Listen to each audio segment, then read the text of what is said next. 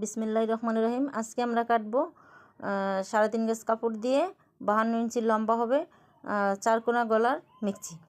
4 কোনা গলা, 4 কোনা সামনে পিছনে 4 কোনা গলা দিয়ে কুচি মিক্সি কাটবো। আমরা আগে হাতার কাপড়, হাতার লম্বার জন্য আমরা 18 ইঞ্চি কাপড় আগে লম্বায় কেটে নিলাম, 18 ইঞ্চি 3/4 হাতা দেওয়ার জন্য। আর আমরা এখানে 3 গজ কাপড় রেখেছি। 3 গজ কাপড় ভাঁজ করলে আমাদের হচ্ছে 54 ইঞ্চি। আমাদের মিক্সি সেলাইয়ের পরে থাকবে 52 ইঞ্চি, এই জন্য আমরা 54 ইঞ্চি মানে কাপড় নিয়ে নিলাম 3 গজ কাপড় ভাঁজ করে। এখন আমরা লংয়ে আমরা নিলাম 8.5 ইঞ্চি এবং পাশের থেকে 8.5 ইঞ্চি নিয়ে একটা বক্স করে নেব। বক্স করে নেওয়ার পরে তারপরে আমরা একটু রাউন্ড করে দিব। রাউন্ড শেপ করার পরে এই যে 8.5 ইঞ্চি ও লম্বায় এবং পাশে থেকে 8.5 ইঞ্চি করে নেওয়ার পরে আমরা যেহেতু এটা আমাদের 4 কোনা গলা হবে সেজন্য আমরা রাউন্ড করব না, এই যে আমরা এভাবে করে কেটে নেব। এই যে আর হাতার জন্য মোহরা নিলাম 7.5 ইঞ্চি।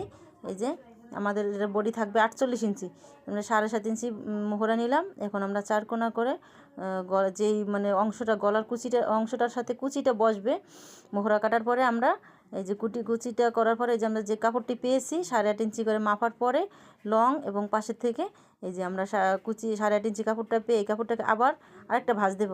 আমাদের যেহেতু কাপড়টা 4 পাট করা ছিল, এখন আমরা কাপড়টাকে 8 পাট করব।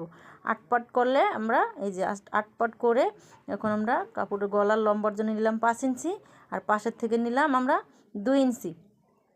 পাশের থেকে 2 ইঞ্চি নিলে আর লম্বা গলা নিলাম 5 ইঞ্চি গলার ডিপটা। এখন আমাদের চারদিকে মানে নিচে এবং পাশে আমাদের এখানে 2.5 ইঞ্চি করে কাপড় থাকলো।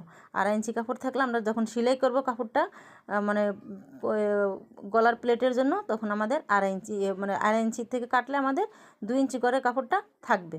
এই যে আমাদের প্লেটের এখানে আমরা বন্ধ অংশটা আমরা কেটে নেব।